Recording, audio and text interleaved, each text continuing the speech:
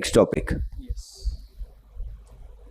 So the next topic, I will not reintroduce myself, so I will continue with the talk. So the next topic is role of artificial intelligence in patient satisfaction and engagement. This is relatively a newer topic, in a sense that AI is a very hot subject, but very less people exactly know about it, what exactly it is, and how exactly it works. So I have kept my slides very short because 7 minutes are not enough for me to talk, but still I will try to touch on few subjects. So that the healthcare industry is undergoing a massive transformation thanks to artificial intelligence. Patient engagement satisfaction plays a key role in a hospital practice or a hospital success.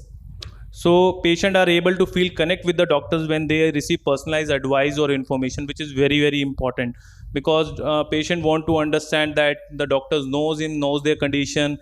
So that is very important aspect, and patient satisfaction can be more powerful than any other direct marketing which we do, like a digital marketing or any other marketing.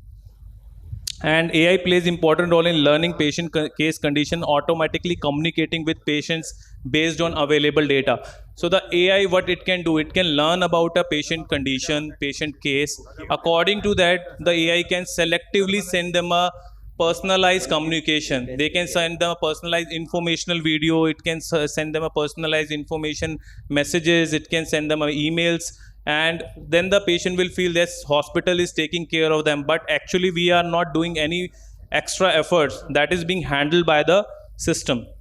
And sorry. So what all we can do through the AI? So we can educate the patients by sending automatically the link of your YouTube video that will serve two purposes. That will advertise about the doctor, because you're sending your own videos about the cataract, glaucoma, or any other medical conditions. And to the selective patients, means for to the cataract patient, you're sending the cataract video. It's not like that if a patient is having a refractive errors and you're sending them a cataract video. So the AI will selectively send the details to the patients, and that will be based on the diagnosis, that will be based on the surgery which we have advised, and then it can also send them a feedback links. So the patient can give the feedback, and after that the AI can also react to that. So it's not like that whenever I get a feedback link, so I feel that whether they have taken any action on that or not. So first of all, the AI can calculate the score of the feedback of the patient and automatically say sorry or say thank you. And in general, what we do, if the feedback is good, we send them a Google link or a Facebook link, and otherwise we don't do that. So that's what we can do. And after that, we can also obviously send them an OPD appointment reminder, surgery reminder, and the follow-ups reminder. That is very important, that after 6 months, if the patient has not came back to the hospital, we can just send them a reminder. We can also send them a medicine reminder or these things, but according to their preferences, because even the patient can get irritated by the repetitive messages if we send them. And the WhatsApp integration is very important nowadays, because the WhatsApp has given a direct integrations where we can also send the PDFs, OPD receipts, prescriptions. That will be very handy, because the paper prescription they can lose. Even we are printing it through any EMR software, but if that is going directly on the WhatsApp, then that is very handy. Discharge can directly go on the WhatsApp of the patient, and at any point of time they can search and they can view it. And after that, if they have any question, they can respond back over the WhatsApp, and they can be a bot. So the bot also plays an important role. So bot can be linked with your website, but nowadays people are so lazy that they don't want to open your website. So WhatsApp is a very easy media to do that. And even on the WhatsApp, we do have a bots. So bot can respond to their general query, which we know that we can encounter. It can help them book an appointment, it can help them pay for the appointment. So there are a lot of stuff with a WhatsApp bot can do. And if the patient want a prescription for a particular date, so the bot can help them fetch that details. If the patient want a receipts, so bot can help them in those things. So these are the very important aspects of the AI which doctors should know, and our purpose is to make them learn that yes, the software or the technology has gone so far that without your extra effort, the technology can understand the patient and send the basic things to them.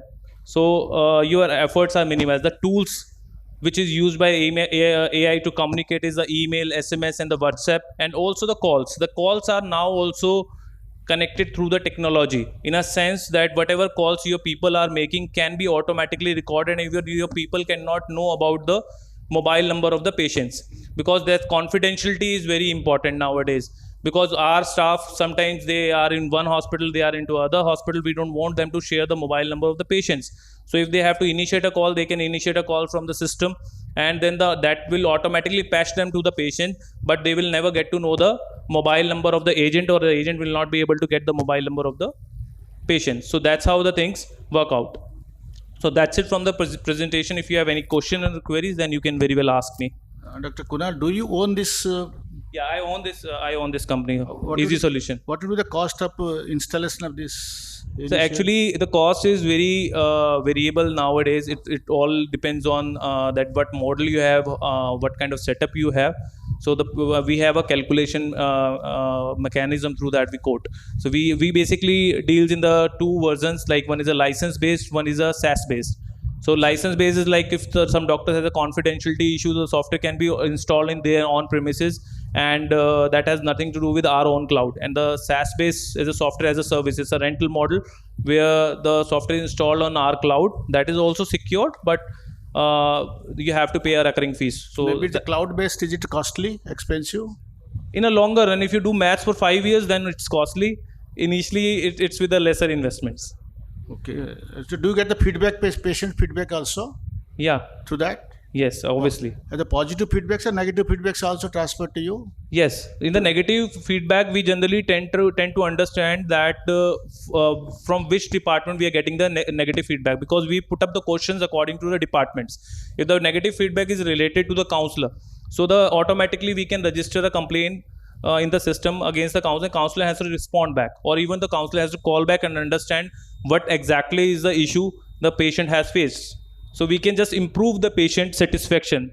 Patient know that I have given a negative feedback, they have called me to understand my grievances, and they've sorted it out. We can just try to sort it out. It's not just for a formality we are taking the feedback. We should work on that feedback, and that is very important. You can see that nowadays hospital engage consultants for the patient engagement and satisfaction, but you should have a tool which should help you out in this kind of things. Okay, thank you. Yeah, thank you. Yeah, please, that's Suresh. Yeah.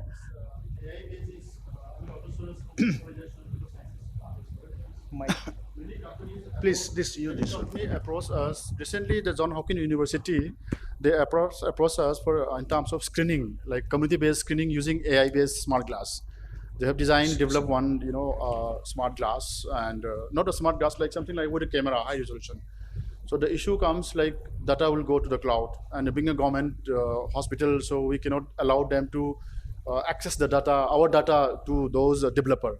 And second one is the South Korean company. They approached again to me that AI-based smartphone-based screening for refractive error, like in the school. So that AI-based, that smartphone-based that tool, it's very, very, accurate in terms of accuracy, in terms of sensitivity.